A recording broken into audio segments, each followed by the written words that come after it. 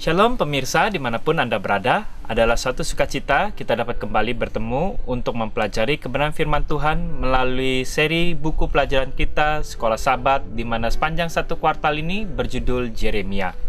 Banyak pelajaran-pelajaran yang Tuhan ingin sampaikan melalui buku Yeremia kepada kehidupan kita pada saat ini tentunya. Untuk itu sebelum kita memulai pelajaran kita, adalah jauh lebih baik kita undang juga setiap anggota keluarga kita agar kita dapat belajar bersama-sama. Dan apabila ada tetangga yang mungkin rindu untuk mempelajari kebenaran firman Tuhan, ajak mereka datang ke rumah, sehingga kita juga dapat belajar bersama-sama sekaligus kita bersosial satu dengan yang lainnya. Dan jangan lupa, siapkan juga Alkitab berada di dekat kita, sehingga kita juga akan membaca secara pribadi ayat-ayat yang akan kita bahas pada kesempatan yang indah ini. Judul pelajaran kita pada hari ini adalah Tanah Liat Tukang Periuk. Tentu saat ini sudah jarang peralatan-peralatan perabotan rumah tangga terbuat dari tanah liat, sehingga kita juga sudah susah melihat tukang pembuat tanah liat dari kerajinan tangan tersebut. Tetapi kita bersyukur hari ini kembali kita akan diingatkan sebagaimana ketika Tuhan menyuruh hambanya Yeremia untuk belajar dari seorang tukang periuk dari tanah liat. Kita dapat melihatnya, pelajaran ini dimulai dari Kejadian 2 ayat yang ke-7. Kebenaran penting apakah yang diajarkan oleh ayat ini, dan apakah simbol yang ada terdapat di ayat tersebut? Kita dapat membukanya dalam Kejadian 2 ayat yang ke-7. Kita dapat membukanya bersama-sama. Kejadian 2 ayat yang ke-7. Ketika itulah Tuhan Allah membentuk manusia itu dari debu tanah dan mengembuskan nafas hidup ke dalam hidungnya. Demikianlah manusia itu menjadi makhluk yang hidup. Melalui ayat yang baru saja tadi kita baca, kita dapat melihat Tuhan membentuk manusia dari debu tanah dan menghembuskan nafas hidup ke dalam hidungnya. Demikianlah manusia itu menjadi makhluk yang hidup. Dari setiap proses penciptaan hari demi hari, kalau kita dapat membaca Kejadian 1 sampai Kejadian 2 pasal yang ke-7 tadi, kita dapat melihat Tuhan berfirman, jadilah hari pertama, jadilah hari kedua. Tetapi pada hari yang ke-6, ketika Tuhan mau menjadikan manusia, dia bukannya berfirman, tetapi dia membentuk dari debu tanah. Tentu dia menggunakan tangannya, dan kemudian dia menghembuskan nafas hidup ke hidungnya, yang menunjukkan suatu proses yang sangat dekat dengan ciptaannya manusia tersebut, sehingga manusia itu akhirnya menjadi makhluk yang hidup. Kemudian dari pelajaran Kejadian 2 ayat ke-7 ini, pelajaran kita mau mengangkat juga apa hal yang sama yang ingin disampaikan melalui pekabaran Tuhan terhadap Yeremia di dalam Yeremia 10 ayat 1 sampai yang ke-10. Kita dapat membukanya bersama-sama. Sekarang kita lanjut ke Yeremia 10 ayat 1 sampai ayat yang ke-10. Jikalau sudah menemukannya, kita akan membacanya. Yeremia 10 ayat yang pertama. Dengarlah firman yang disampaikan Tuhan kepadamu, hai kaum Israel. Beginilah firman Tuhan. Janganlah biasakan dirimu dengan tingkah langkah bangsa-bangsa. Janganlah gentar terhadap tanda-tanda di langit, sekalipun bangsa-bangsa gentar terhadapnya. Sebab yang disegani bangsa-bangsa adalah kesia-siaan. Bukankah berhala itu pohon kayu yang ditebang orang dari hutan, yang dikerjakan dengan pahat oleh tangan tukang kayu? Orang memperindahnya dengan emas dan perak. Orang memperkuatnya dengan paku dan palu, supaya jangan goyang. Berhala itu sama seperti orang-orangan di kebun mentimun, tidak dapat berbicara. Orang harus mengangkatnya sebab tidak dapat melangkah. Janganlah takut kepadanya, sebab berhala itu tidak dapat berbuat jahat. dan berbuat baik pun juga tidak dapat. Tidak ada yang sama seperti Engkau ya Tuhan, ya. Engkau besar dan namamu besar oleh keperkasan. Siapakah yang tidak takut kepadamu, ya Raja bangsa-bangsa? Sungguh kepadamulah seharusnya sikap yang demikian, sebab di antara semua orang bijaksana dari bangsa-bangsa dan di antara raja-raja mereka, tidak ada yang sama seperti Engkau. Yeremia mengangkat untuk kembali menyadarkan kepada setiap bangsa Israel, kenapa engkau tetap mengejar Allah-Allah yang dipuja oleh bangsa-bangsa lain itu, yang dibuat oleh manusia sendiri.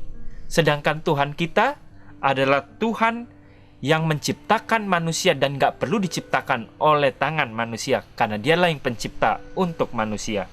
Ayat 8, berhala itu semuanya bodoh dan dungu. Petunjuk dewa itu sia-sia, karena ia hanyalah kayu belaka. Perak kepingan dibawa dari Tarsis dan emas dari Ufas.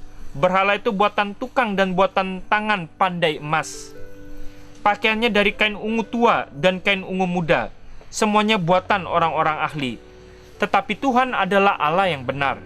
Dialah Allah yang hidup dan Raja yang kekal. Bumi goncang karena murkanya, dan bangsa-bangsa tidak tahan akan geramnya. Tentu saat ini secara keseluruhan sudah jarang kalau kita ditanyakan penyembah daripada berhala patung-patung.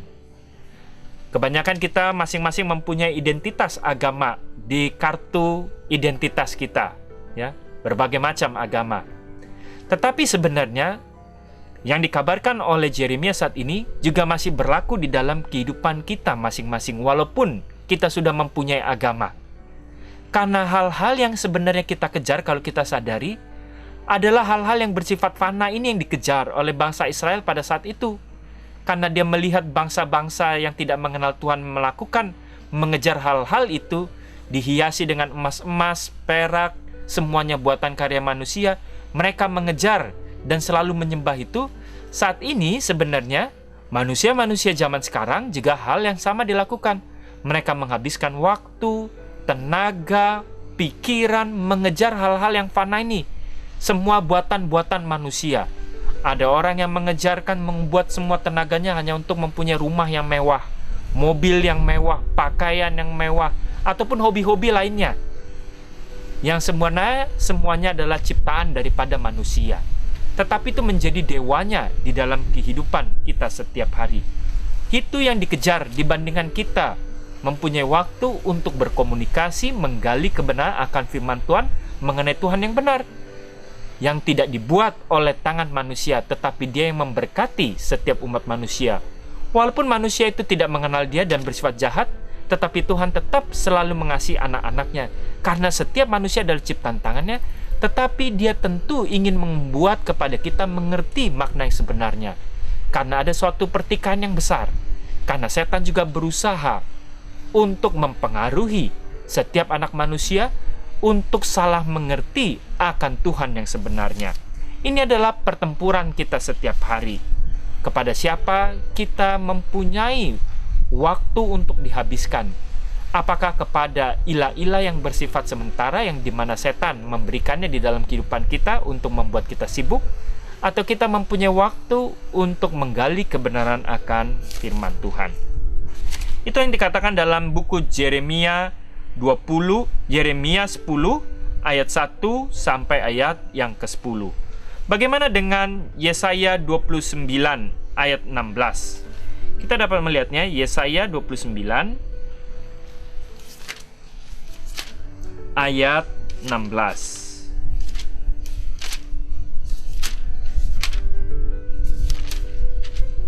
Di sini dikatakan, betapa kamu memutarbalikkan segala sesuatu.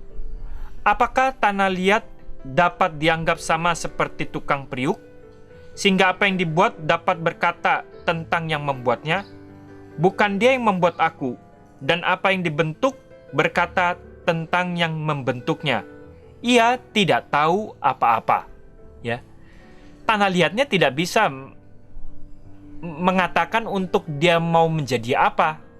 Tetapi sebenarnya tidaklah sama tanah liat dengan si tukang pembuatnya. Tukang pembuatnya yang akan selalu merancang apa yang mau dibentuk daripada tanah liat tersebut. Kemudian Yesaya 45 ayat 9. Yesaya 45 ayat yang ke-9, di sini dikatakan, celakalah orang yang berbantah dengan pembentuknya. Inilah sebenarnya keadaan kita. Kita sebagai ciptaan selalu mau berbantah terhadap Tuhan sebagai pencipta kita. Dia tidak lain dari beling periuk saja.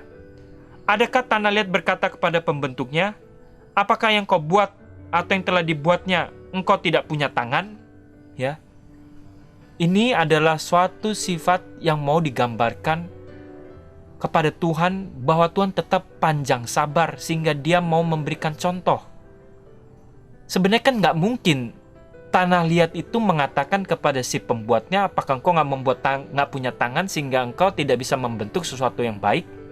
Tetapi Tuhan ingin memberikan contoh untuk lebih kita mengerti bahwa kedegilan manusia ini, walaupun karena Tuhan kasih dan memberikan kuasa memilih, sehingga kita bisa berbantah terhadap penciptanya atau si pembuat tanah liat tersebut. Yesaya 64 ayat yang ke-8 saya akan bacakan. Tetapi sekarang ya Tuhan, Engkaulah Bapa kami, kamilah tanah liat dan Engkaulah yang membentuk kami, dan kami sekalian adalah buatan tangan-Mu. Seharusnya kita menyadari, Tuhan, Engkau adalah Bapa kami yang sanggup membentuk kami, sebagaimana kami ini adalah hanya sebuah tanah liat. Tetapi kita harus menyadari Tuhan sanggup melakukan pembentukan suatu hal yang baru walaupun sudah mengalami suatu kerusakan, karena dia adalah seorang yang mahir dan sebagai pengerja tanah liat yang handal, dia kembali dapat membentuk kita untuk kita dirubahkan, asalkan kita mau mempunyai sebuah kerendahan hati. Paulus juga melakukan pernyataan yang sama. Kita dapat membacanya di Roma 9 ayat 18 sampai 21. Roma 9 ayat 18 sampai ayat 21. Di sini dikatakan, jadi ia menaruh belas kasihan kepada siapa yang dikehendakinya, dan ia menegarkan hati siapa yang dikehendakinya. Sekarang kamu akan berkata kepadaku, jika demikian, apalagi yang masih disalahkan Tuhan? Sebab siapa yang menentang kehendaknya? Siapakah kamu, hai manusia, maka kamu membantah kepada Tuhan? Dapatkah yang dibentuk berkata kepada yang membentuknya? Paulus sebenarnya mengungkapkan hal yang sama seperti yang dikatakan oleh Yeremia ataupun juga apa yang dikatakan oleh Yesaya.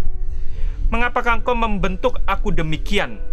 Apakah tukang periuk tidak mempunyai hak atas tanah liatnya untuk membuat dari gumpalan yang sama suatu bentuk, suatu benda untuk dipakai guna tujuan yang mulia, dan suatu benda yang lain untuk dipakai guna tujuan yang biasa? Ya.